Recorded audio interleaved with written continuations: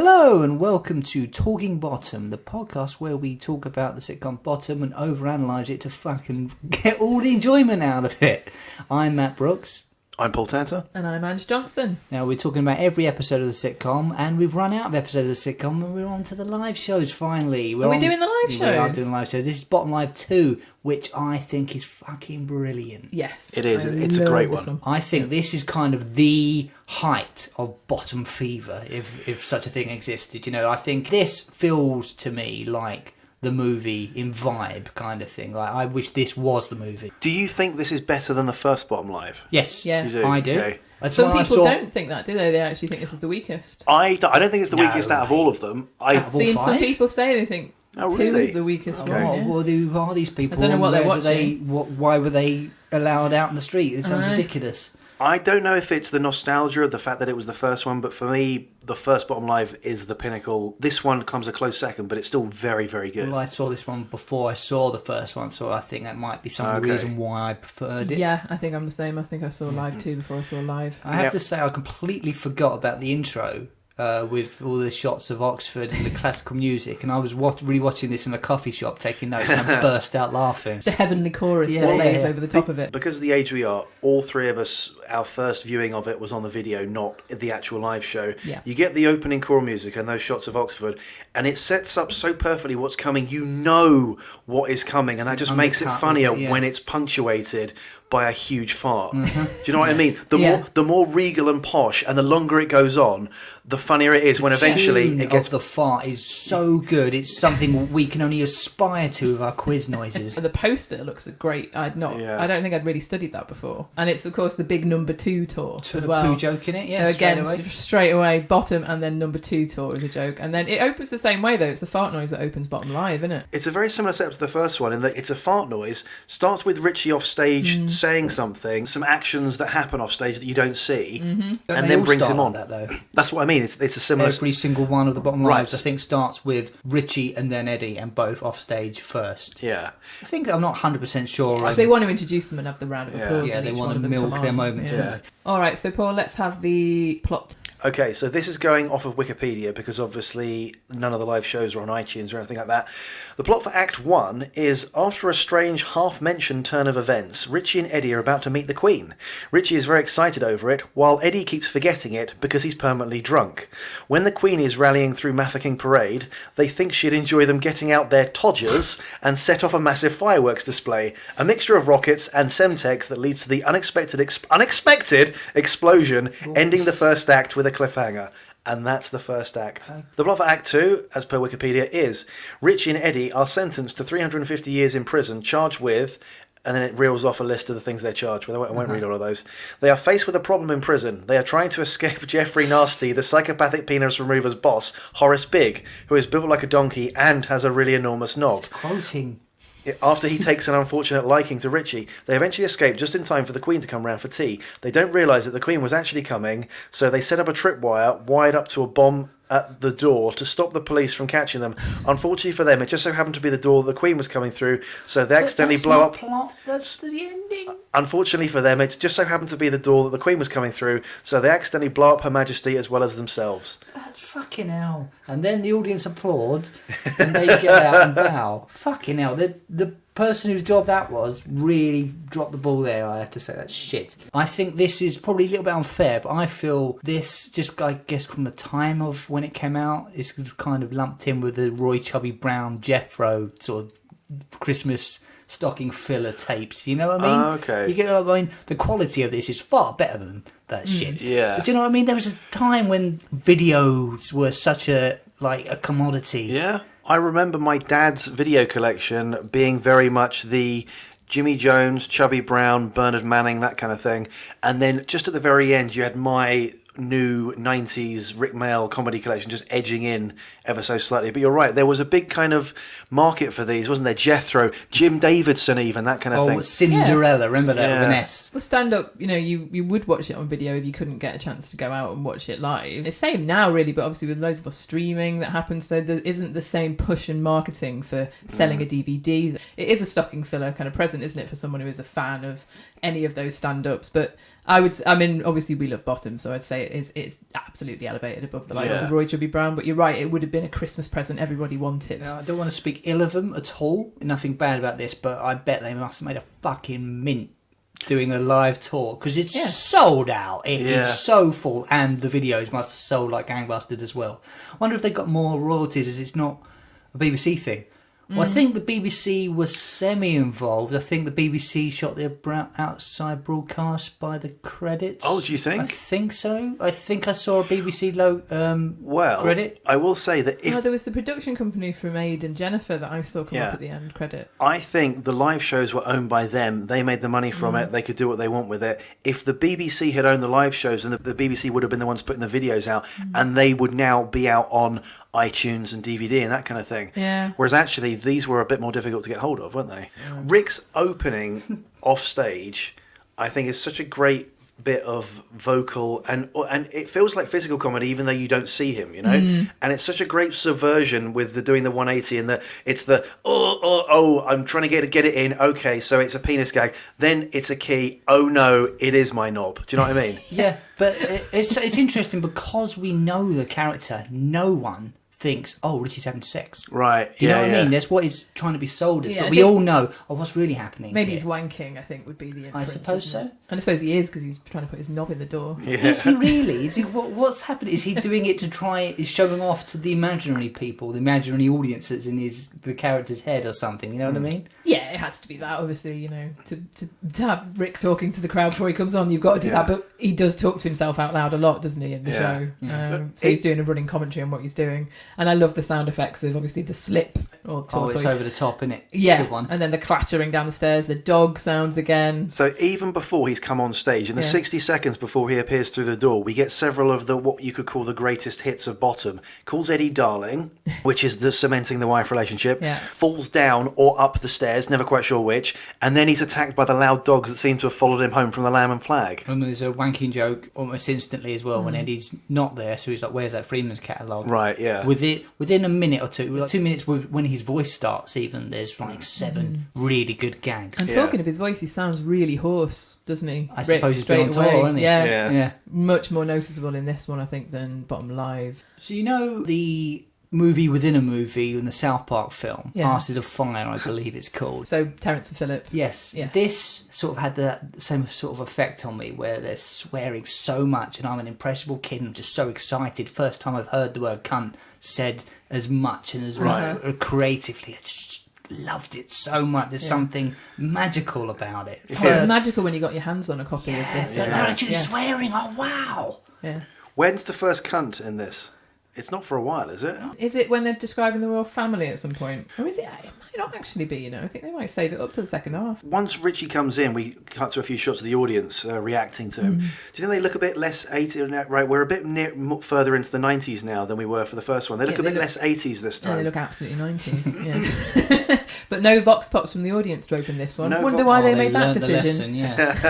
When the editor cut to the audience, it put me in mind of what Ed Bice said when we talked to him, which was for the third one, they cut it very much like a sitcom, so you only ever stayed on stage, you never saw the audience. I think you see him right at the beginning and the end, right? And that's Whereas with this one, there's often shots of audience reactions. You notice a difference. Curtains and big glasses, which have kind of come back in style now, actually, with the hipster thing. If you were to see this, if you dragged along to see this by a partner, hadn't seen any of Bottom before, which I think is pretty unlikely, to be fair. I think everyone is probably in that audience a fan of Bottom, fair to say.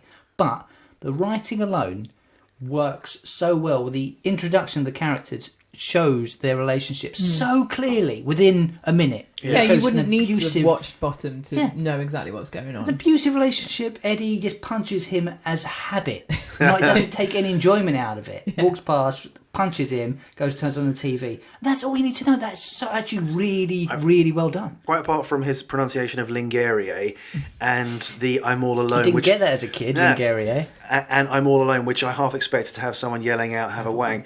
There's a great bit of physical comedy from Rick. Once he realises he's alone, warming up the hand with the Yeah, which he's done before, yeah. choosing a model in the actual catalogue, and then getting wanker's whiplash. All of this, Rik on his own on stage, just physical performance. Him picking out the model, he was like come across as a mad sultan type, like picking out the Which of his harem he's going to have. Do you know what I mean? It's really odd. Like his character in Carry On Columbus. Now, so a dated reference, Eddie puts on the TV and it's Anne and Nick. Who are Anne and Nick? I can't remember. Anne and Nick were the BBC version of Richard and Judy, basically. It was called. I think it was then called like Good Morning. Oh, was it? With Anne Okay. and Nick. Right. Yeah. So it's you're right. It's BBC, not You're right. ITV. And they were basically an even blander version of Richard and Judy, if you can imagine that. So just a wall or something. Fucking hell. Sad, pathetic wankers, as Eddie calls them. It's great how Ade milks the applause even more than Rik did when he enters from the fridge, like isn't he it? has to top it, doesn't he? You have to. I think you kind of do. And it's interesting, it's in character, isn't it? Both of them. Because Rik actually looks a bit kind of like, oh, get on with it, doesn't he? Ed, like he's used to it, but Ade and Eddie will kind of lap that up a bit. I think. Yeah. It's great with the fridge door, with the... They go along really well. It's like it's been rehearsed. That's done so well. It's amazing how you can command the crowd when they're, that excited. They're on top of their game with that sort of thing. Though they could do it hungover and asleep almost. I think enters via a fridge that has a suspiciously visible corridor at the back of it, so he's not in there from the top of it. You can see the sort of walkway. Maybe that's how that showgirl got in there. But he comes on, does a repetition of a gag that we've heard before. Come on, they'll be fucking closed. Yeah, which is definitely the venue. Yeah. No, I think it's the venue. I think it's absolutely about the pubs, and they need to get a drink after the show. I have to side with Paul on this. I always thought it meant the venue would be closed and we'd be thrown out.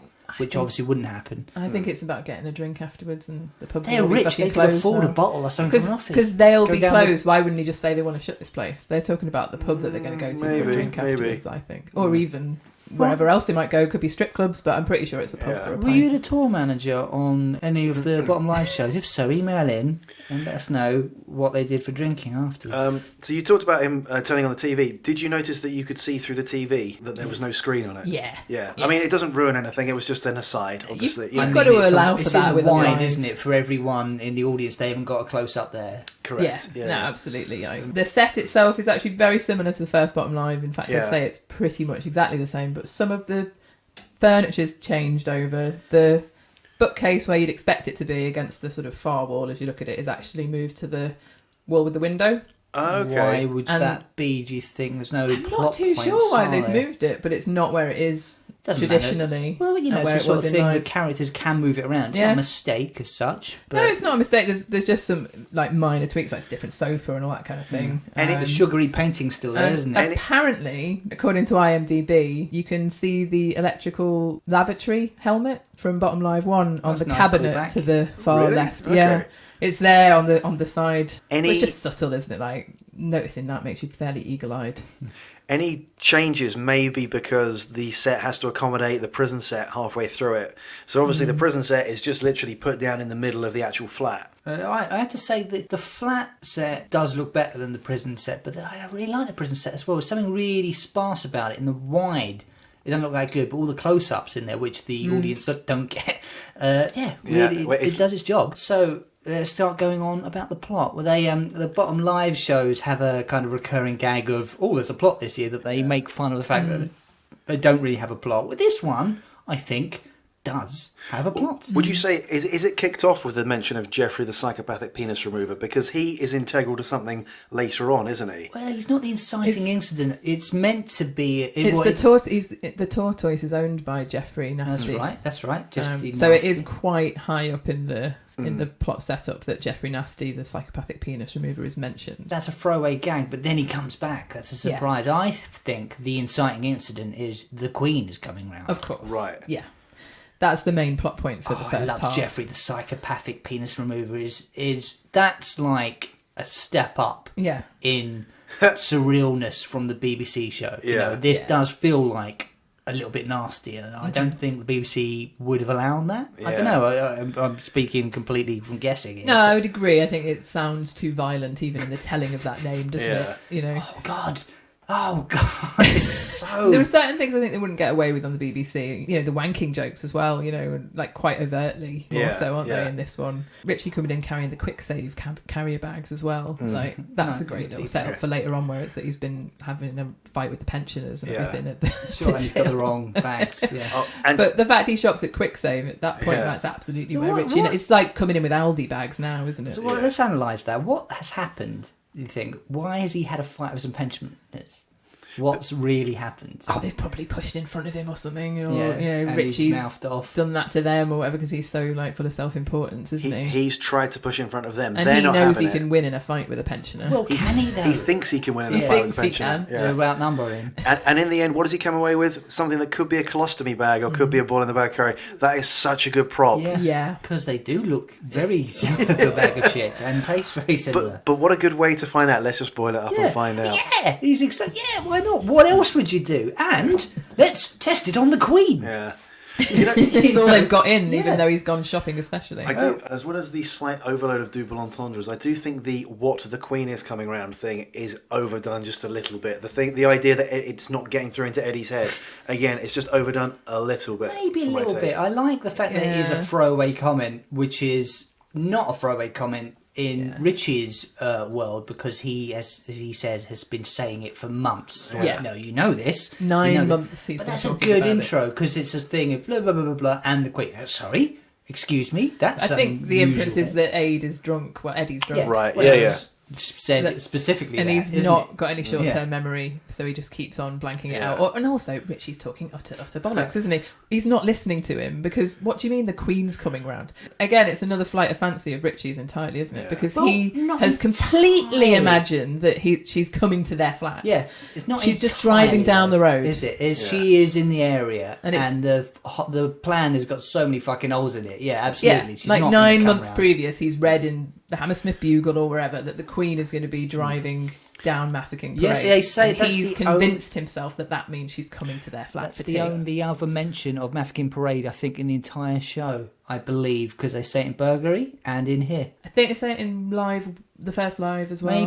Maybe then. Okay. There's a bit that shows their characters quite well when Richie is just asking what Eddie's been up to, and then he makes a lie that he's been having an orgy with Claudius Schiffer and Naomi Campbell, who both get mentioned. Yeah. Both references work today, and both supermodels still very attractive. Do you think that's because supermodels have more longevity than sporting icons and Newsreaders? and newsreaders? Yeah, They're not models, are they? They're supermodels. They're the good ones, I suppose. But I like the fact that Richie is believing Eddie until he says she snapped Naomi Campbell. Yeah, he says that. And then you sort of see he's like, oh, okay. But he was hanging on his words before. Like, oh, really? Oh, great. Oh, you've been shagging Claudia Schiffer. Oh, it's amazing. But it's interesting, isn't it, that Richie and Eddie's status do swap around so much, and that's wonderful. Eddie will be able to boss Richie around sometimes, vice versa. Yeah. I suppose when you really do come down to it, Eddie has higher status than Richie. But Richie doesn't think that.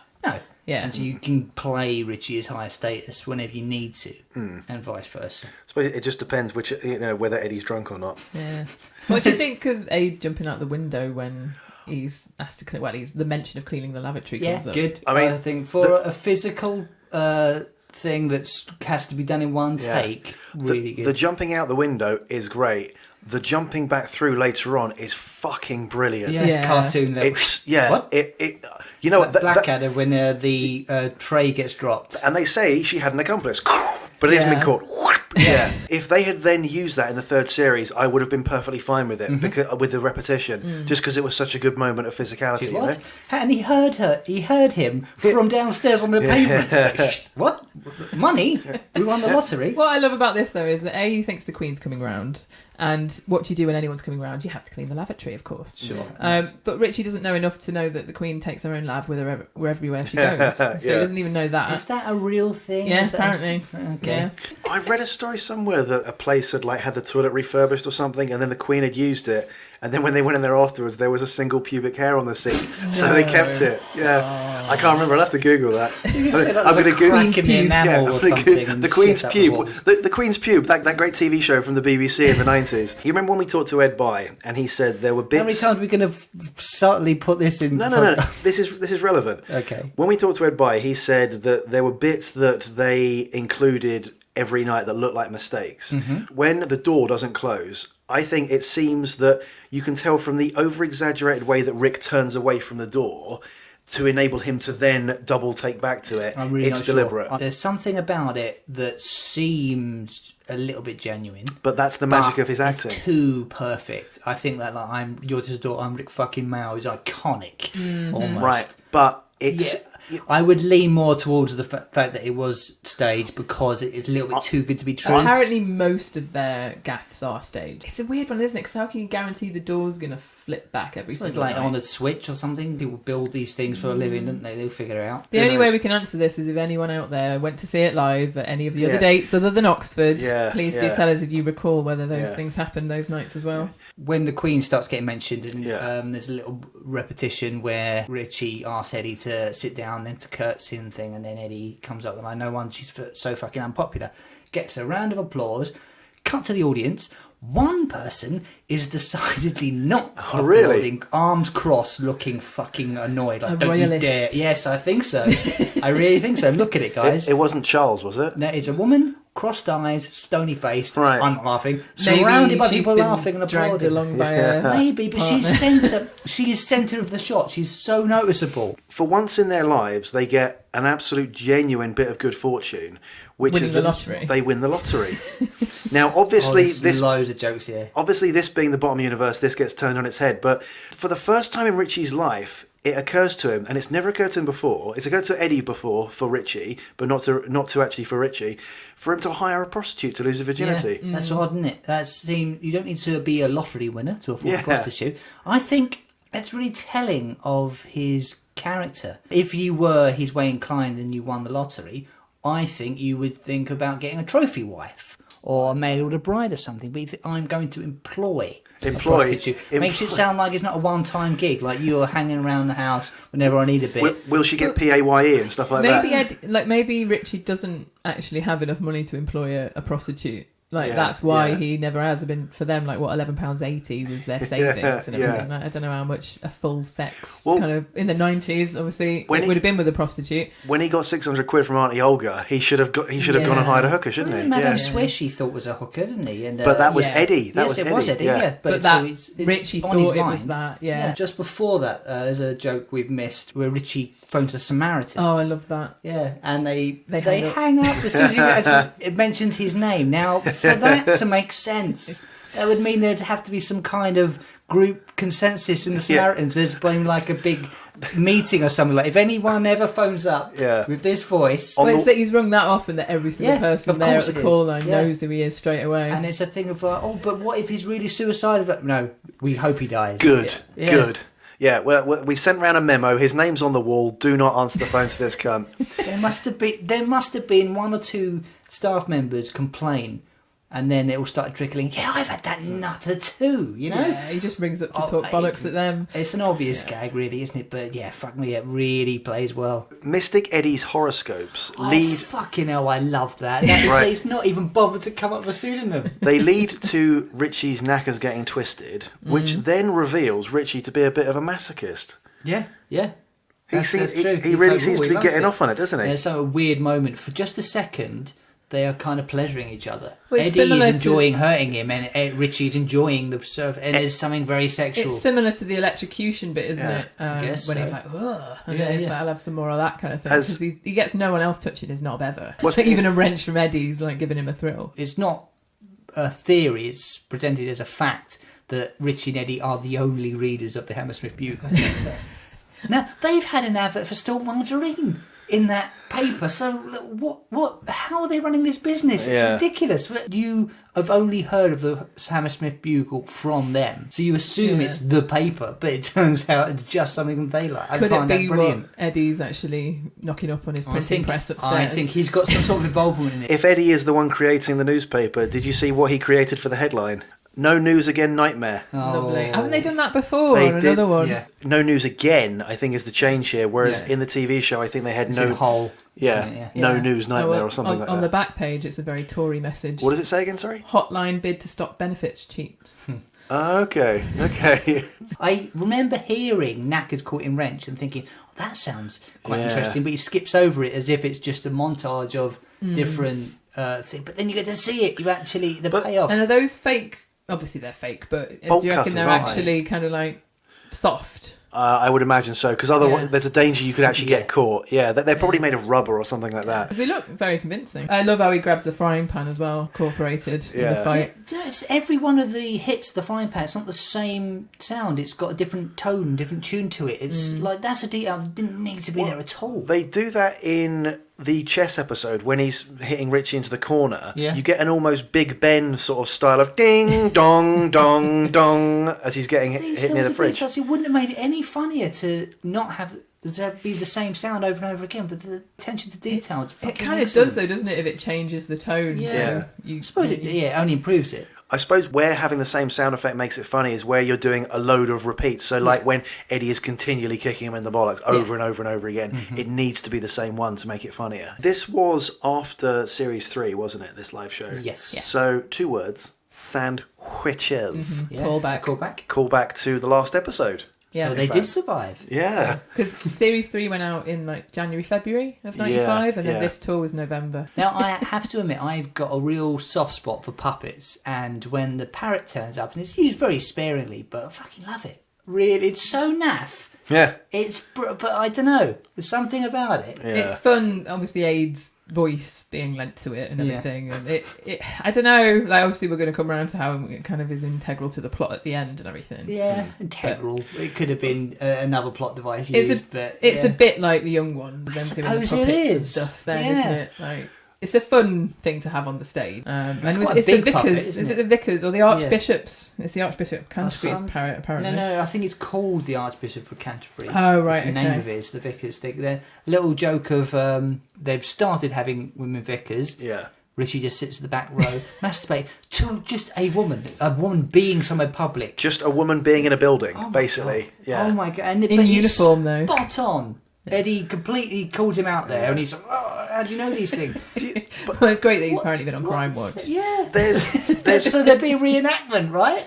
There's a really good gag just before that I think gets totally missed by the audience, which is, I don't drink, that's why I'm so thirsty all the time. Yeah, it is good. Nothing. Just gets absolutely zero. Well, he almost kind of like goes on to the next thing quickly because no one does pick up on it today. But I mean, it is a bit of a silly, funny. I like it on the watch, but maybe if you're actually there, it's not like a huge guffaw. When they talk about cleaning the lav, you're saying, like, is it clean? It's like, we're on the ethnic end of the cleansing spectrum. Right. That's poetry. Yeah. It's called Clorox East of Java Chernobyl foam. That is such a great bottom universe name for something, isn't it? I guess it reminds me a bit of the goat poison, a little bit. Yeah. Yeah, very similar. That's just like mad. Where's he buying this from? Yeah. Doesn't it sum up royalists' weird views of the royals, that Richie thinks that the Queen doesn't go to the toilet? Yeah. And yet he needs to clean it. She just amasses shit continually. I love their conversation about what you call the toilet if you're posh. The Kidderminster, right? Yeah. That's a great punchline at the end. I got the gag, frog in your throat, I must stop giving blowjobs to, sounds like Charles Aznavour? Charles Aznavour. Yeah, Aznavour. I commented. Yeah. Okay, he's a singer. And I'm assuming he's French? Yeah. Right, okay. He's sort of The frog in your throat. He's France's equivalent to Frank Sinatra. Oh, okay, there you go. He only died a couple of years ago. Did he? Yeah. And what's his name? Aznavour. Died in 2018, age 94. And he's a French-Armenian singer and diplomat. Because I always got that they were referencing a French person, but I could never quite work out what the name was. Gag, I think on my first watch, I thought he was saying Charles de Gaulle. Oh, right, okay. Even though it doesn't sound like, I was like, what's he saying? It was the only one that I had heard, Charles de Gaulle, but Charles Aznavour is what he's saying.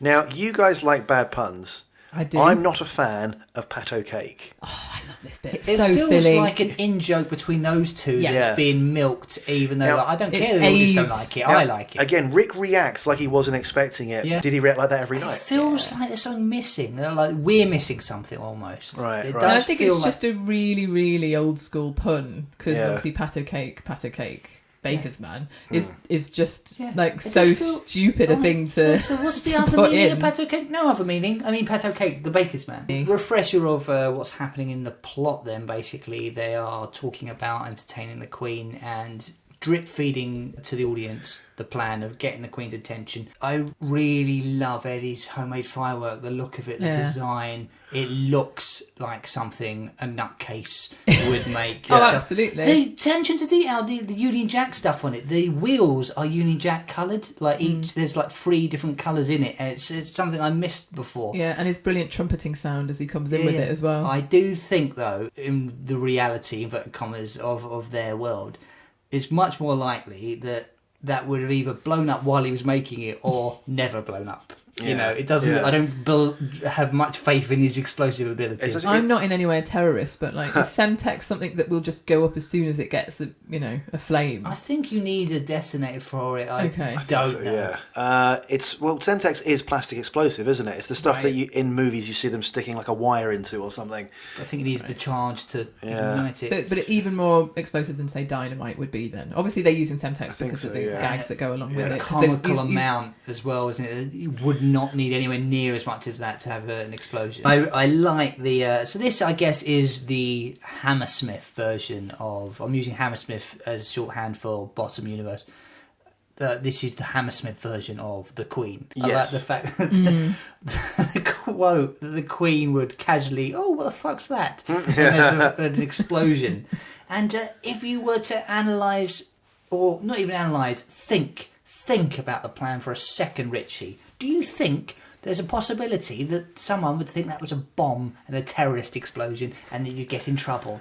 Do you think that's a possibility? Of No. course it fucking is, you No, he's just thinking about the possibility of having sex with Her Majesty. Well, I mean, Oh, it's well, I essentially absolutely- treason, isn't it? Absolutely. The best part of this is how disrespectful they are Yeah. about the Queen throughout. Of all the cast of Rainbow, did anyone else think that Richie would have gone for George rather than Zippy the little horn monster? I don't know. There's a bit of a sadomasochism stuff going on with his mouth, I think.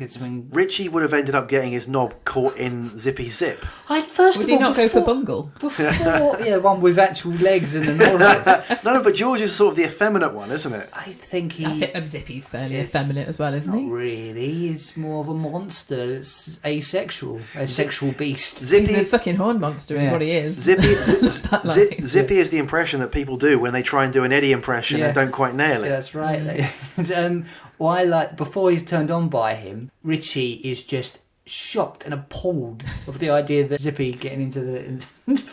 Can you imagine how many weird things must have happened for Zippy to have got into the state carriage? What's going on? What an episode of Rainbow that would have been. Yeah. Well, this is it. No, Richie doesn't add up, does he? Because he's such a staunch royalist, but then he's ready to kind of like fuck the Queen. Like, is that the height of like being a royalist? I Is suppose wanting it shows how much he loves the Queen, right? Yeah, I think it just shows how much you can get turned on by Anything. absolutely anything. Yeah. Yeah. There's a callback to the young ones when Richie's asking if Semtex is illegal, and then he's like, nah, God bless you, nah. So Alexis Sal does that, doesn't he, in one of the episodes, the young ones? Right. yeah. Okay. There was another. I realise this is at a different point. There was another time when I felt like there was a young one's callback, which was. Is there a point in this where Richie goes waiter, Yeah. and that's like in the bar Yeah. episode. Yeah. The bar episode, in the bar scene in the young ones. Yeah, absolutely. He Yeah. shouts it through Boring. the You cell. woman. Definitely. And Miss Both My Legs is young ones, isn't Yeah. it? Yeah. Now, how sweaty does Rick get? Oh, fuck me. There's a line where he says they look up and see some slim and patriotic, and on that shot, his shirt is fucking see-through. Yeah. Yeah, when he And said the you can see my sweat- nipples, yeah. I'm working Yeah. so hard. Yeah, he's absolutely aware of how sweaty he's got. And it's just they just have to deal with it, don't they? Like it's obviously the heat of the lights and how much energy he's putting into it. How many holes are on this plan that the Queen would get distracted by an explosion, look up, see them sweating weird men like doing a racist salute. Nazi salute, and the banner that says "God save the Quim." I must go up and have tea with those young subjects immediately. And the Duke of Edinburgh are like, no, what are you doing? You have to get back in. No, I must go up. Did you guys feel that during the whole Great Uncle Susan bit, there felt like a bit of a lull from the audience? Like, it felt, that sequence felt like it played out too much to silence from the audience. And I kind of felt like at that point we were getting a bit restless, no? I think maybe it's just a little bit too much information going on and people are realising we've got to listen now.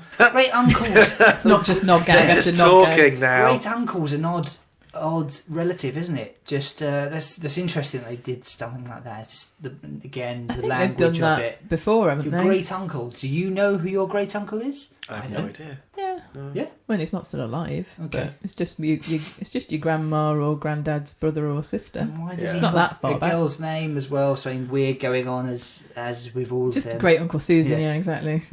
Now, why does Richie think that having tea with the Queen will result in knighthoods when going by every other person he's ever met, they've not liked him? So he's going to charm her so well. Can you imagine how sickening Richie would be in the presence of the Queen? The way he's been with police officers, etc. in the past. Like, I think he'll be like Trump around the Queen. Absolutely. Like thinking he's charming the hell out of Yeah, them. Bored, yeah. senseless. Big, fat, sweaty, charmless, weird-haired cunt. I had to say, the plan, what would actually most likely happen is that the bomb wouldn't go off and Richie would just be screaming and crying at the window as she went past, and maybe she might look up to Your Majesty, please, something like that. That's probably what would happen if it was in reality. I doubt she'd even look up. No. Yeah. I doubt she would go down Mafeking Parade, to be honest. What's happened? Why is she doing a parade tour? She'd look up, go, what a cunt, and then just keep driving. Another great prop, the love gas device plus the actual green gas coming from it. Really good. Really good colour green. It's seen by everyone. I imagine the wide shot, that's probably why, isn't it? You need something so clear. It's similar to the fart later on, which is also expertly done. Also, do they have some gas coming out of the cleaning thing when he opens that up as well? It does. Yeah, When they take the lid off, you get stuff coming out of So it. he melts the toilet, doesn't he? Like, melts the wall and stuff. It's yellow, from isn't it? That. Yeah, so it's a different gas. Yeah. And they see the neighbour, Mrs. Tiggywinkle, so that does mean Rottweiler's moved, I imagine. Wait, the neighbour is called Tiggywinkle. Mrs. Tiggywinkle. He says, "Hello, Mrs. Tiggywinkle." Well, charming. Well, fuck you too. All then, right, okay. Basically, so I mean, fair enough. She's gone to the toilet, noticed the wall was, and then go, Mrs. Tiggywinkle, like smiling. Fuck off. Poor bitch. Bought the place from Rottweiler after that gas explosion. Yeah. Got it cheap. Why are these walls so thin? Don't ask questions. Is it an Asda callback as well? It's like, was a bargain. Taps his. Yeah, that's. I mean, you nicked it. Yep, absolutely. That's Asda price. Everything's a bargain if you nick it. Mate, well, I guess I learned the word Quim from Bottom, so when Loki used it in the Young Ones, I really made me think of Bottom. When Loki used it in the Avengers. In the Young Ones, that's what I said. You remember Loki in the Young Ones? Fuck me, I don't remember that one. Loki calls Black Widow a mewling Quim, and I was like, remember, well, that's a bit strong. Yeah. But that was apparently something that Joss Whedon trying to get over the censors' heads and stuff, and went for he's basically calling her. Yeah, so I didn't learn. I think I did know what Quim was by this point. I'm not too sure actually. I don't know if I told you before. It was during a family game of Boggle that Quim came up, and my dad and my brother were sniggering, and I was like, "What?"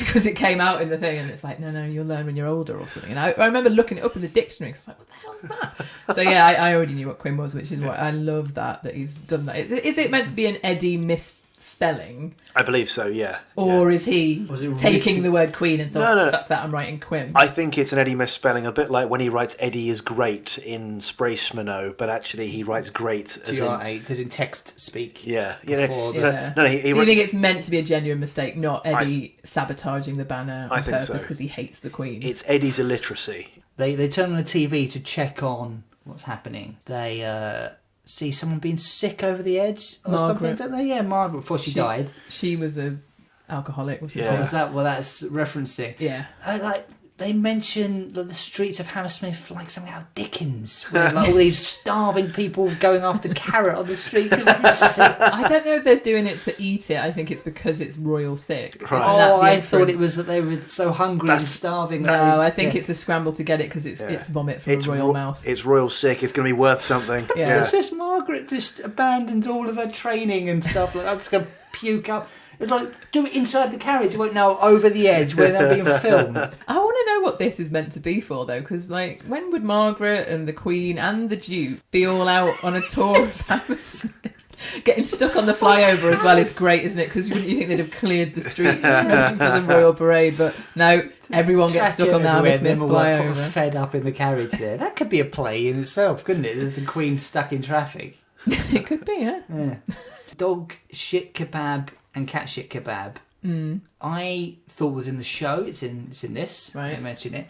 The description that Richie gives really suggests he has tried to make it. That's not theory. Yeah, Yeah, yeah. Is because it? it That dribbles is- off the stick, yeah. yeah. Do you think in a Mal's kebab shop this is a local delicacy? there? Possibly, yeah. He's fobbed it off to him once. And Richie, being so cheap, has just tried to make his own rather than go and buy one. So the Barrymore jokes come in. I think that was brand new news. That's what news is. Well, Barrymore. isn't it? So this was pre-death of Stuart Lubbock, but Barrymore had recently come out as gay. That was the But news, didn't wasn't he it? come out and then go back in or something? Is that right? Is that possible? I think he kind of half cut and then didn't. I love that they say he's come out of the cupboard. I didn't understand that as a kid. And it's so innocent the way he's playing it, as Richie saying, I yeah, think he's come out, you know. Yeah, that's clearly to me. I think it's like a child who's overheard something and he's overheard closet and then he's repeating it as cupboard and It's the doesn't same understand. thing, isn't it? There's no reason Yeah. why you can't say cupboard instead of What was he closet. doing in there? And then it's something about being gay, so he was shagging blokes in there, I guess. I like that the whole trying to shag the Queen thing comes from a misunderstanding, doesn't it? When Eddie just says press the flesh, meaning shake the hand. But in a weird way, he's very over elaborate. Richie completely misunderstands, is repulsed for a second, but then considers it and couldn't be more into the idea. Could he? It doesn't take him any convincing because Eddie isn't trying to convince him. It's a misunderstanding, but then he's gone for it and it's too late now. Yeah. This is now the plan. He's impressed that she's had 4 kids. Four At times. least 4 times. That's amazing. That's so many. 4 times more than me. I love how they describe her vag and then actually act out. Oh my god, it's some getting weird. into the Quim. Entering it like some kind of weird reverse birth. Yeah. But it's some sort of weird parallel dimension thing because they're both in a Queen and can Yeah. see each other Oh. in this new void time. Well, that's the point. Ade says I was in the wrong hole. Yeah. And So- now, I think this was the first time I'd ever heard the word that seems to be the combination of twat and vag, which is twaj. Lovely, isn't it? I love Beautiful it. poetry. What a great word. There's a joke that references a possible mistake when they get the recipe for the vodka and then they say, "Oh, it was handy that was there. Wasn't there last night, was it?" Like having a go at a stagehand. Do you think that's real? No, again, I think they put these things in. If you're in the audience, you want to feel that feel the special. performance you're getting that night is unique. So they put in things like that, and then you think, on my night they fucked up. I got that. Only the people in this room experience that. And, Sure. and then at the end you watch it when it's been Video. recorded and you go, they did that on every single night. Yeah. Not special. Yeah, like the same later on. I mean, I know this is ahead, but it's a similar theme. So when they're pulling the bar, when Rick's pulling the bars out and going, "Yay!" giving the thumbs up to the sound guy, and then Yeah. blatantly staged, blatantly they do that every night. Yeah. But it really works. Yeah, people love to see something's going wrong in the room and it Yeah. being unique to them. I don't Yeah. think they would have been quite as fast and loose with ad-libbing when they're filming. I think they would be thinking, So- there's got to be a good show, and they're bringing in all the ones they know Do you not think they works. might do it to fuck each other over a little bit, though, while the cameras are in? Maybe. One thing that I assumed was probably specific to this location, and again, I know this is later, but we're talking about it, so is the Oxford United bit. I wonder if every time they're in a new place, Ade Edmondson would try and come up with something specific to that place. And he wouldn't come up with it on stage, obviously. He'd come up with it on the day and try and remember it. When they're on stage and Rick's like going, "Oxford United," Yeah. Go on then, let's hear it. That's probably genuine from Rick, but Ade is probably like, right, what did I come up with earlier in the pub for... Yeah. Xylophone, so forced. Yeah. If you notice that Richie, when he's ad-libbing, talking to the Queen, in his mind, doing both sides of the conversation, it's like, oh, so I'm going to shag the Queen, so this is how it will go. He doesn't even know how to do it. Like, he's in complete control of this and has to have the Queen suggest, "Oh, would you like to give me a shag?" Oh, yes, that's how it will happen. But him and the Queen are almost as socially awkward as each other in this scenario, aren't they? Would you like to go upstairs and give me a right raw thing to? Yeah. Oh, yes, okay, if it would be convenient. I kind of think, right, the way he's turning from one side to the other, it's almost like when you get those acts where someone's wearing two halves of a suit. You know, one side's different to the other. And you know? like half beard or something. It's a good crone Queen voice. Went over the complete cartoon level filth of the parrots. I fucking loved that as a kid. What's great there is the insinuation that the parrot is just repeating things that he's heard people saying in the flat. Of course, but that's the thing as well. They've not said anything like that. So this is either, like in cartoons like with Iago and things, an intelligent speaking parrot, not just someone mimicking I think things. he's heard Eddie. Yeah. Or Richie, but more likely Eddie. Or has he actually heard the vicar say these sort of Oh. things? And they just think it's them. I always assume the gag was that he's heard Eddie say what I that think vicar so. needs is a... I'm just constant- overanalyzing. Yeah. I think it's that have you been teaching the vicar's parrot Yes. to swear? So Eddie's been there actually trying to teach it to say that as well to the vicar. And now it's time for a word from our sponsors.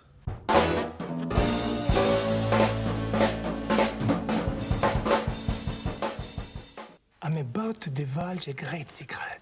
When making my famous cheese and herb sauce, I simply use a packet of Knorr stir and serve sauce. Knorr, they've got the know-how.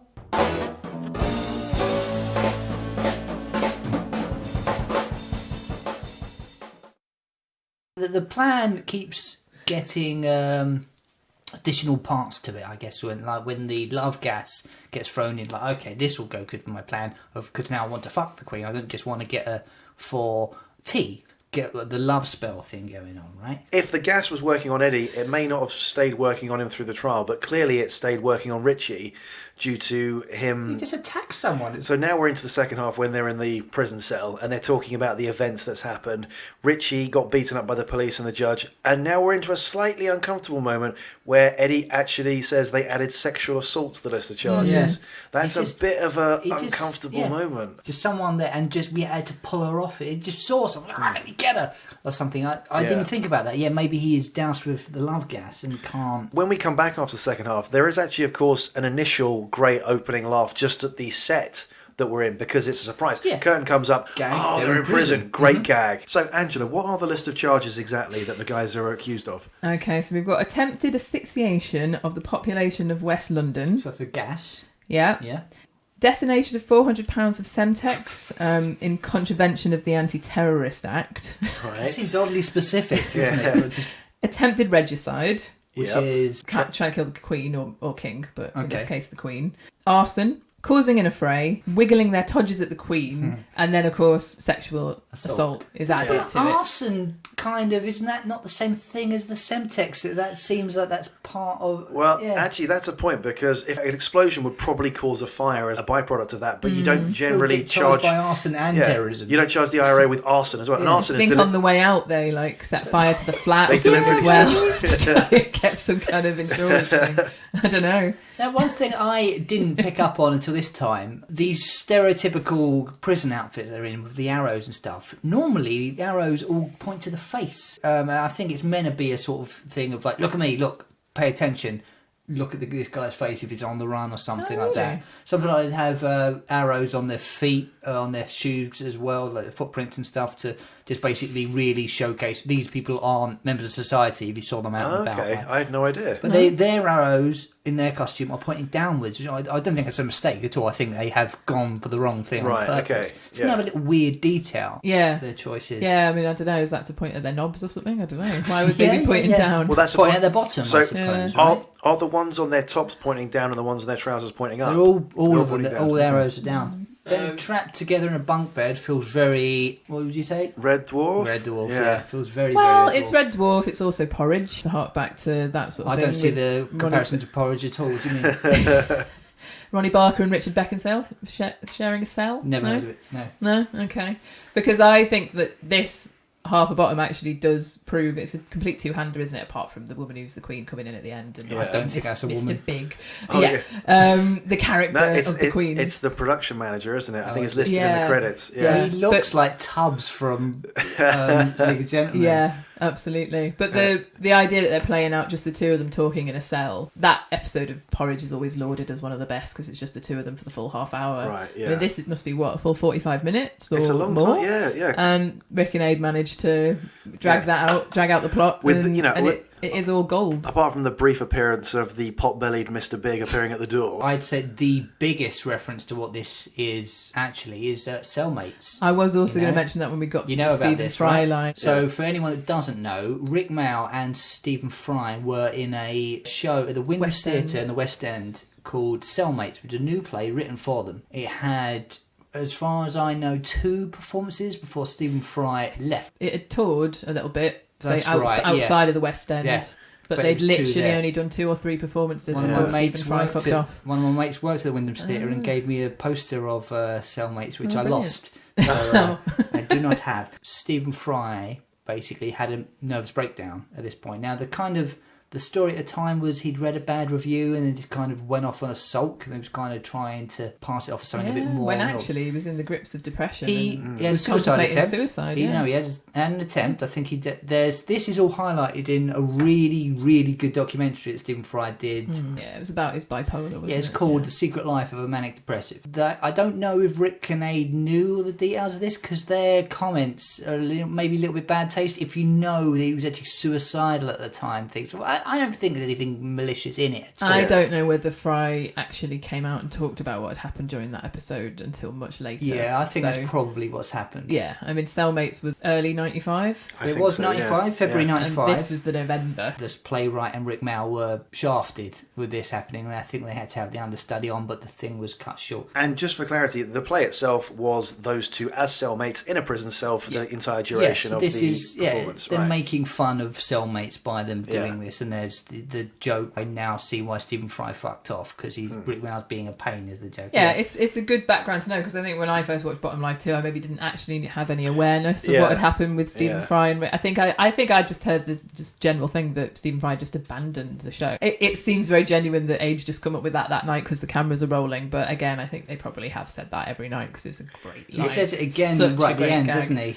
He's like, it's beret time or something. I'm getting my beret and I'm heading to Belgium or something. Because I think Fry, he took his car, went on the ferry and drove over to Belgium or something. He completely fucked off. I think he went off the radar for 2 weeks or so. Yeah, I think a lot of people know about that reference to Stephen Fry fucking off. I mean, it's mentioned in Peep Show, isn't it? When he says, I'm doing a Stephen Fry. Tell them I'm doing a Stephen Fry. I've bought a big coat. So it is quite common knowledge.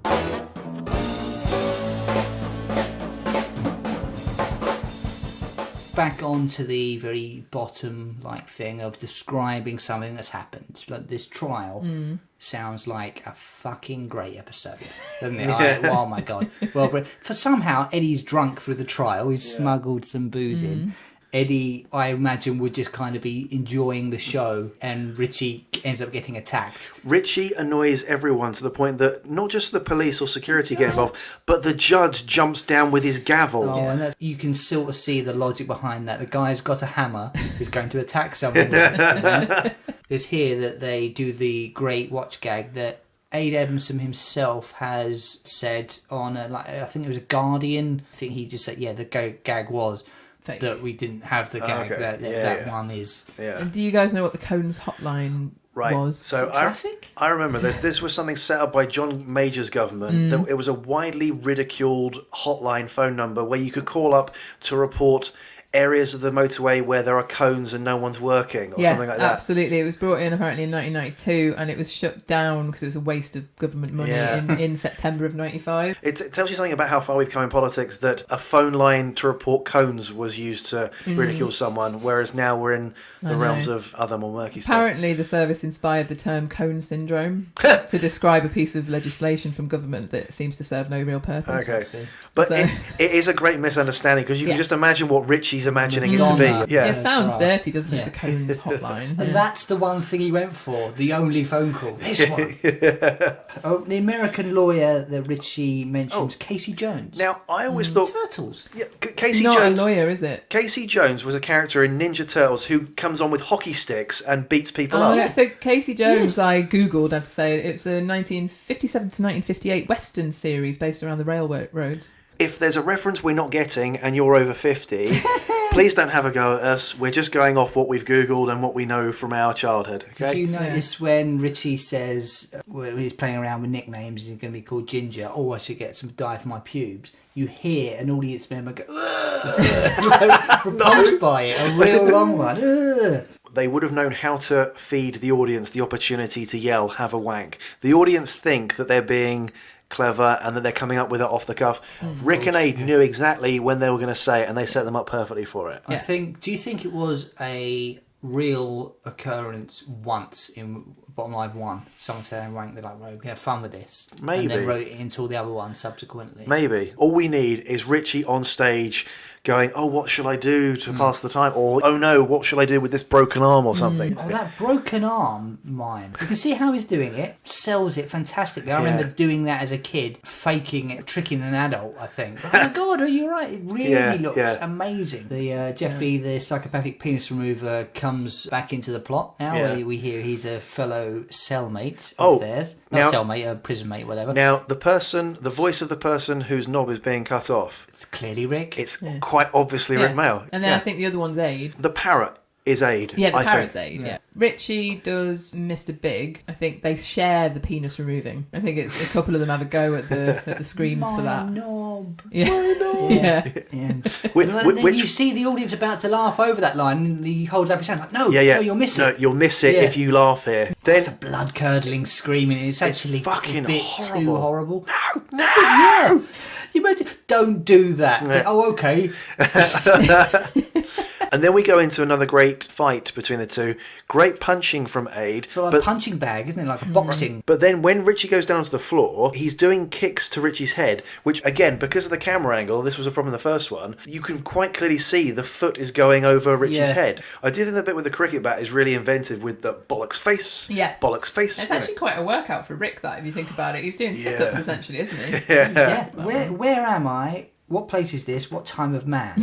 Love that. Is that from something? Is it because it feels like he's quoting something? Okay. Now I googled that phrase, and all would come up was Man United versus Leeds, Right? And things like that. Well, Man United, Man City. Like, no, where is time of man? Like, what time is the game on? Or things like that. No, so it's completely useless. It might not be a verbatim quote from something, but it's certainly referencing old school kind of dramatic plays, isn't it? Yeah. Geoffrey's arm when he comes and threatens Eddie, pulls him in with some sort of stage hand, obviously. It just really doesn't seem a threatening arm. Yeah. You would expect like a muscle bound, like the guy that punches him in the shop. That sort of big tattooed, heavy arm, but they just, they're not going to hire someone specially for that. Yeah. So, fine, whatever. How well placed are the gas valves for the farting on stage? They've thought about it very well, haven't they? Really good. Yeah. Like that whole bit. When it happens the first time, you think, oh, this is a good gag. But then for it to happen another 2 times, and then Eddie walk in and get it right in the face. It's a plot point. It's brilliant. It's so well done. Yeah.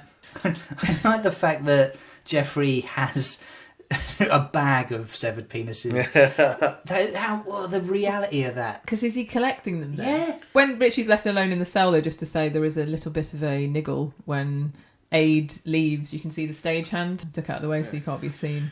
I think it's only because it's on camera that when you see he comes that, in and walks in to face first into the fart gas. Yeah.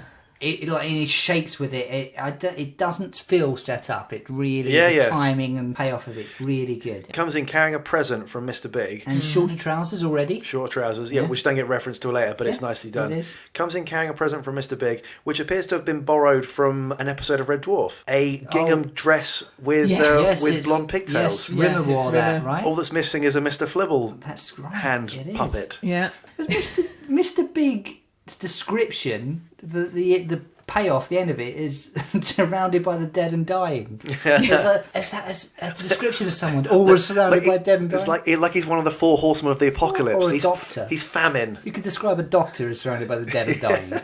Now, what does built like a donkey mean if it doesn't mean an enormous knob? What does that mean, walking around on 4s and hairy? Stocky, I suppose. Yeah. When Eddie gets his gun out and starts posing with it, he says a joke which now plays completely differently. It was like, why have you got a gun? It's like, well, in case I get a bit part in the Avengers. meaning like the John Steele type Avengers. Right, Those right. are with Honor Blackman and the other people. I don't know the show, but it was an old sort of spy, secret agent thing. Nothing to do with Captain America and Iron Man and things. But yeah, so you now hear the Avengers, that word has been co-opted by a superhero. Does he get the gun in the cell, or is that back He's got it in the cell. Okay, yeah. He's like, Yeah, how's he and snuck is that it? in? I don't know. Is it loaded? Let me check. You hear a woman scream for the first shot. Yeah. Do you think when Rik hits Ade accidentally, again, was that true? Was that real? I had a VCR thing that would let you do slow motion. I played it really to try and see what back in the day, and that one does feel real. I don't know, because of Rik saying sorry. Right. Sorry. Yeah. So, It happens in Bottom Live as well, though, doesn't it? Right. Yeah. But the other way around. Yeah, it does. And so you do wonder whether maybe one of them, like that first one was genuine and they've written it in, because you do think they're such professionals. Like, why would they make that mistake when they're filming? Yeah. You know, like it just seems a little bit too coincidental. Play fighting, well, they're not playing a game, but pretend fighting. There's obviously a risk of actually making connection. It happens. But then Ade's like supposed ad-lib of "I've got 3 kids already." I don't know. It could be. It could absolutely be off the cuff. And Now, the high voice and everything. I don't know. Mr. Big, I've got one good thing to say about it and one bad thing, which is door opens, the costume is there. The fucking audience go crazy. Right, that costume, right, is really well designed. It looks great, but then when it falls over, there's no sound effect. There should be a crash. And there's not enough weight to be right. It sort of floats a bit. It looks like it is made of foam, isn't it? But what you need is someone behind it or in it, kind of like going down with a thud. And you know? also, it just can't be easy to do in a live scenario. Yeah. And get that perfect. And plus, because it is live and you're not usually filming that kind of thing, then they probably think, it doesn't matter. We'll just have the thing float kind of to the floor. But you're right, there should be a bigger sound effect. So it's a nice payoff of the fart. That's how they That it defeat gets him, Mr. Big. And then what a shame it is they have that elaborate escape thing and the lights went out and you don't see any of it. All that wasted, massive, amazing things that must have been happening. Yeah, we didn't see the variety of locations they went through. Obviously, that's the cheap way of doing it. It's been done in films quite a lot, done in stage plays.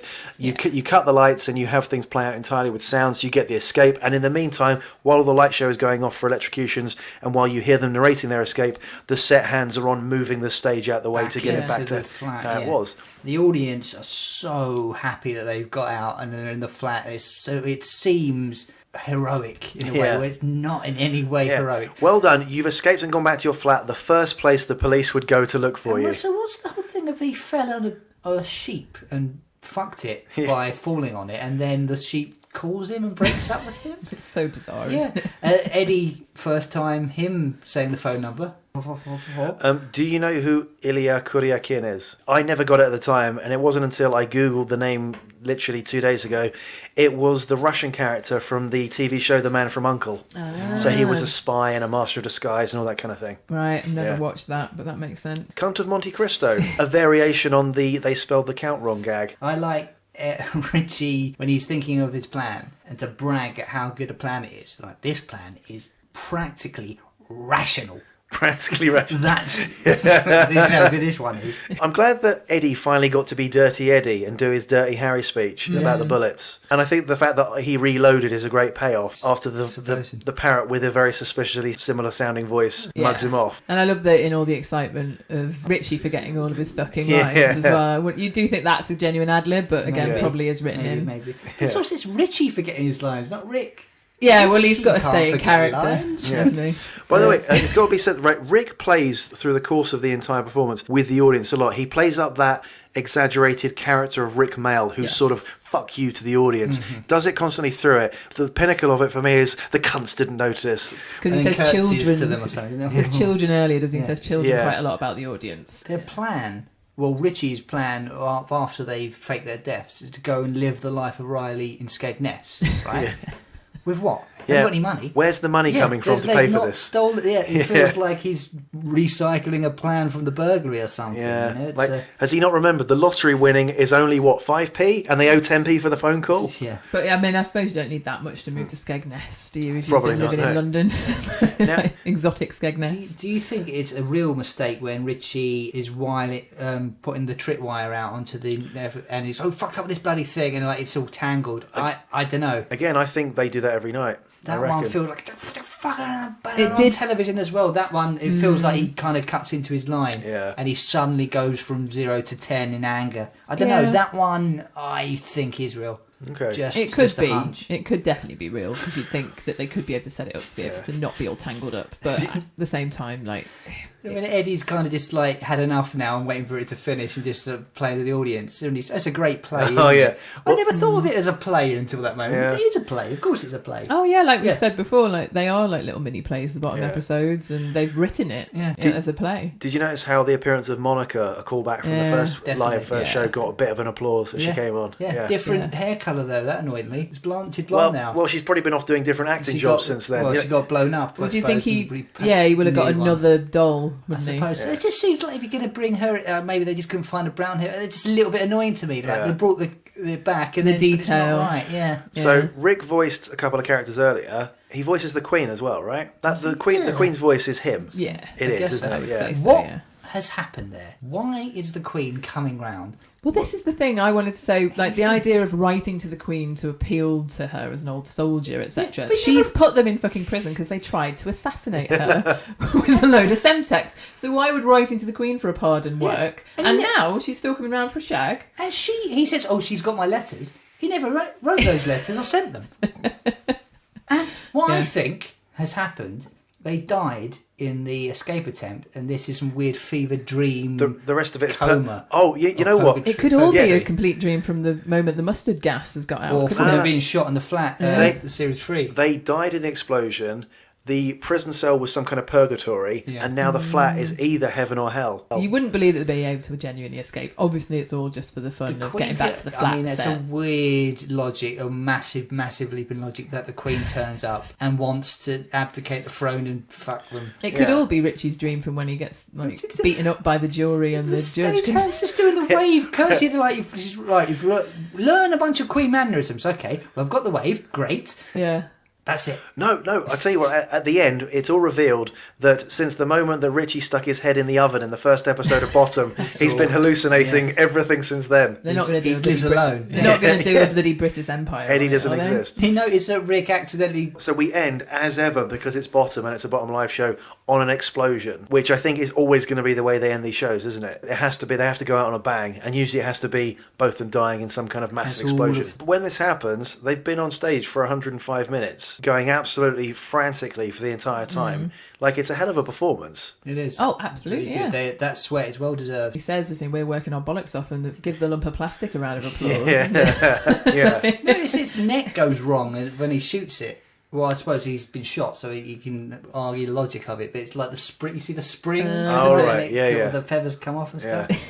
But yeah, great Yeah. play. So Yeah. we can play. I think this one does have a plot. I It does. disagree. I particularly enjoy the callback to the first one, which is when the curtain comes up, the big sign saying, "That's it, fuck off again." Yeah. Yeah. Which I didn't really understand the first time because I hadn't seen the first one. Gotcha. What do you think of the bit? What do you think of the Lesbo, Ferdinand, and Monica pervy bit where they play with the dolls? It's the violent grinding thing and spitting out pubes.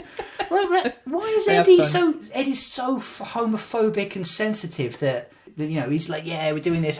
Look, would you like to put your hand up my skirt? I'm offended. I better fight. Obviously, he's talking about this. Why is he fucking so on the defensive of that stuff? Yeah. Isn't he? Always. I also love how they introduce her as Her Majesty at the end. Like, That's still a- having fun with the name Majesty and Van. That suspiciously male-looking woman in the door. Yeah. Well, they're hardly going to hire a Queen looking like for that, are they? So I think based on I skimmed the credits as they went past, and I think it was the production manager who they had. I can't remember his name, but I They think don't play with the credits in this one, do they? In the same way that they did with Live. not as much. No. But if we're going to go on to Niggles now, Rick Mal played Richie Rich.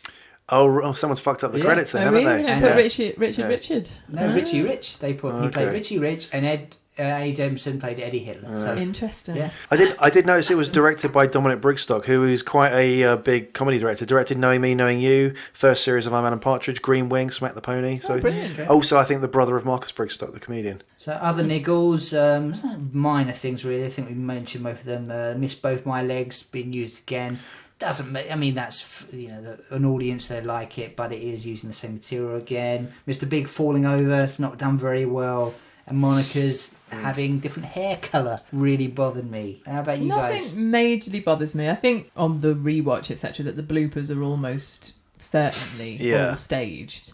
Takes the shine off them a little bit, but I still love, it does seem like Rick laughs genuinely when Ade says about Stephen Fry fucking off. Yeah, right. It feels like a genuine laugh from Rick there. So I actually Yeah. almost wonder whether that was a genuine one. That's where the niggles come on rewatching and rewatching, isn't it? That you're just like, it's not a genuine moment between them, even though you can tell throughout that they are absolutely enjoying being on stage together. And I think Bottom Life 2's one of the best ones for that, to see their chemistry. So for me, Niggles, and this is only a personal thing, it's that I'm not a massive fan of continual puns and things. One, too many double entendres along the lines of strain my vegetables, that kind of thing, pato cake, that kind of thing. Well, but I know that people love those, so... Yeah, it's a live show. There is the line... to the crowd, don't you? Yeah, there is the line, it's not a fucking pantomime, isn't it? And they are, when he says he's all alone with the Nolans, etc. But I think it is a bit more of a pantomime when they're playing live to a crowd. So those silly jokes and puns, and also they've got to pad it out to a full 2 hour with interval show.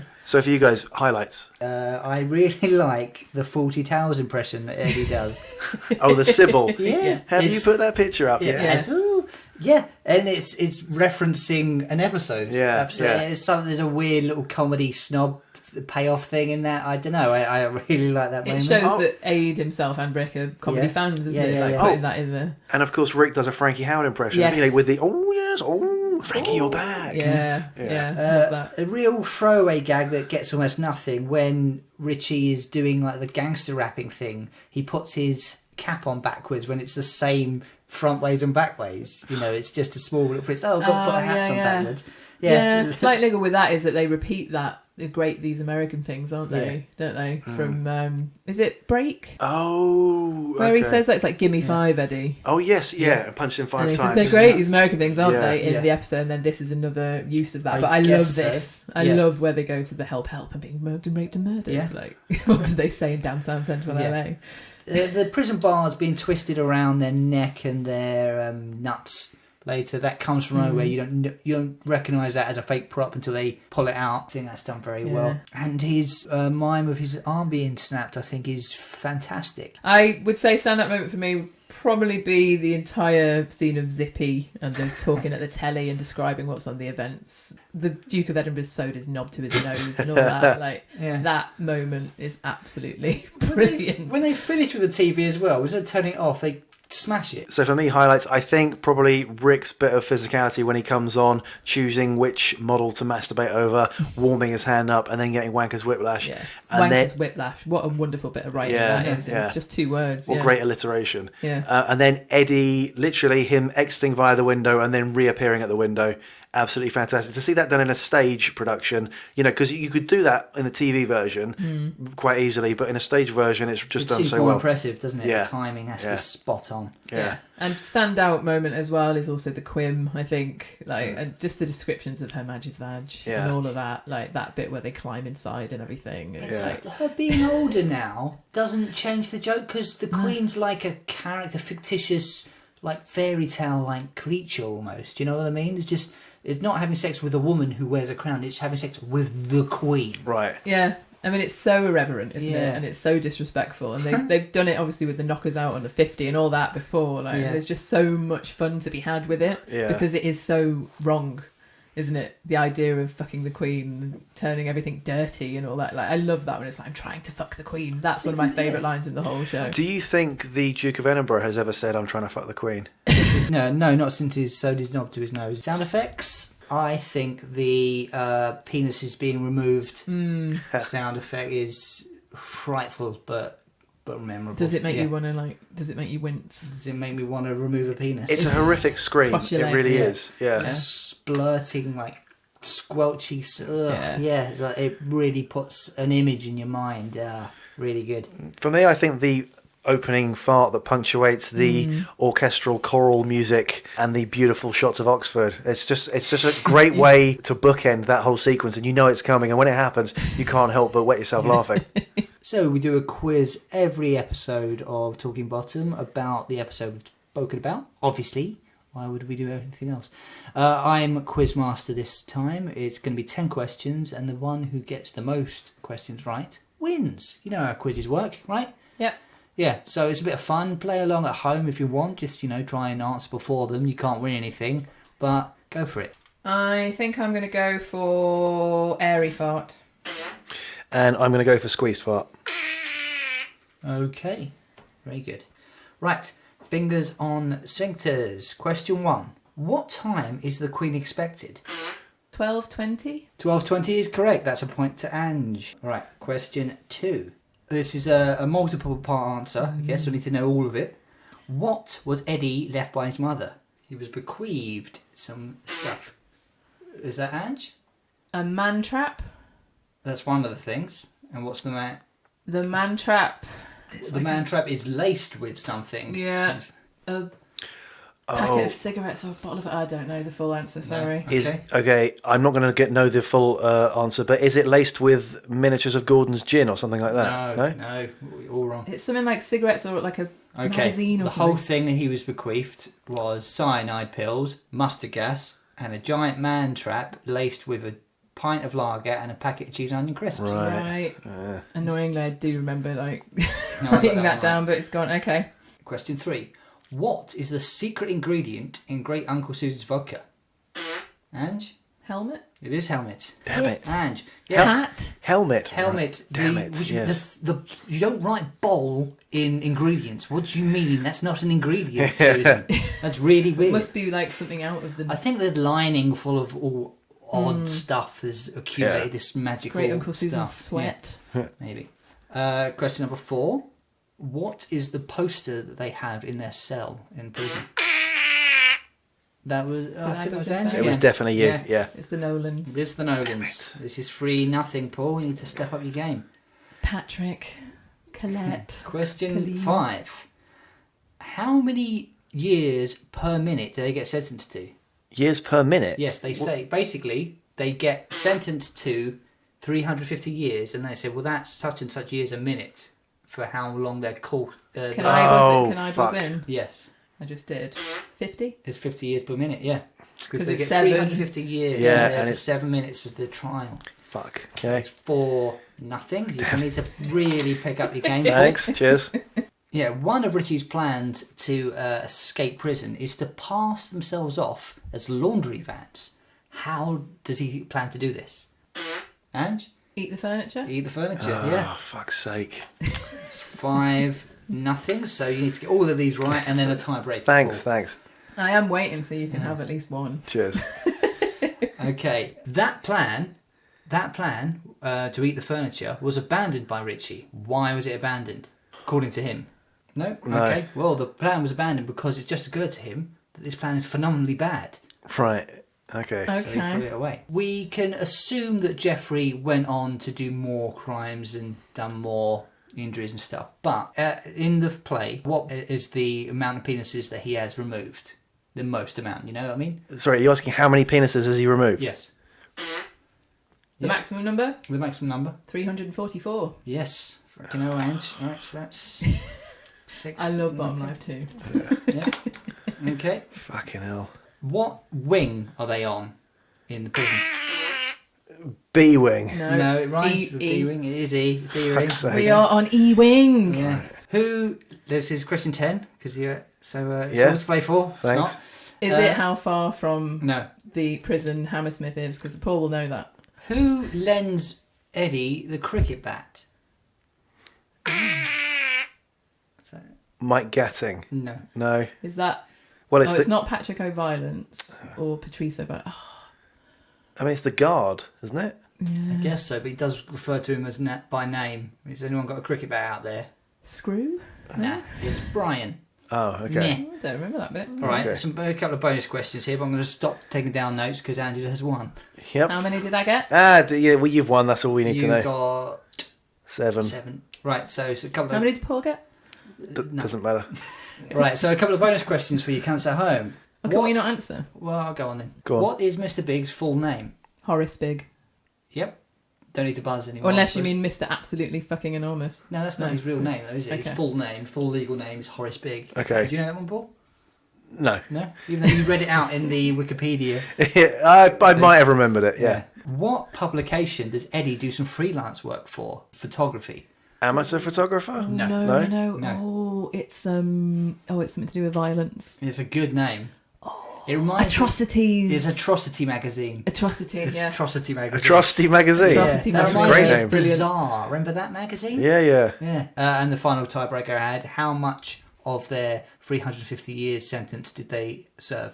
20 minutes? 20 minutes. Well, That's the last time they check That's it. how much they're what? That's how much time they're on. They say 45 minutes. Oh, really? Okay, so by the time Act 2 ends... Because Okay. they'd been in prison Yeah. a little bit before we see them, I Right, suppose, right? okay. You know, so... Yeah, the because he looks at his characters- watch and says 20 minutes, doesn't he? Yeah. At one point, yeah, okay. Oh, good. Okay, well, yeah, that's some great questions there, Matt. They Cheers. were really good. So that was it. That was Bottom Life 2. Next one will be Bottom Life 3, Hooligans I Island. can't wait. I'm on the fence with which I prefer, 2 or 3. I think 2 is phenomenal, but 3 is so different. A lot of people seem to love Hooligans Island the most, don't they? I Yeah. really, really love It's a 2 and whole new 3. situation for them and them being trapped together. But I think possibly for me, the trying to fuck the Queen plot of Live 2 Yeah. just about tips it over the plot for Hooligans Island, which of course we will discuss in the podcast. So please follow us on all of the good social medias, you know the ones, Twitter, Facebook, and the other one. MySpace. All at Talking Bottom, at Talking Bottom, LinkedIn. spelled the way it sounds. And you can email us in at their address, 11mafeking@gmail.com. Remember they say Gmail in the series, that's funny, isn't it? Yeah, that's good. I won't say that bit. Yeah, Their give me- email address probably is that, isn't it? Maybe. I don't think there's any jokes of them on computers, really. No. Please also give us a review on Podbean or iTunes or wherever you found the podcast. Give us a review. You see where all those stars are. Fill up every one of those stars and write a glowing review, and you may get a free mug. You will not get a free mug. You're a mug if you believe it. Yeah. Yeah, thanks very much for listening, everyone. So, we're in series 4 of Talking Bottom now, aren't we? This is series 4. Are we calling it Series 4? We're calling it Series 4 of Talking Bottom, aren't we? I Oh, guess. are we? Okay. Maybe. I thought we're Well, just one-off specials, really, aren't they? but also, if you have any memories of this live show or any of the others, then do share them with us on the Facebook page and other assorted social Yeah, medias. please do. We'll be very jealous to hear that you saw this live. Yeah, if you saw one of these live, let us know. Email us or let us know on social media. We'd love to know your very specific and unique memories of those live performances. Absolutely. Great. Right, till next time, guys. We'll see you later. Bye.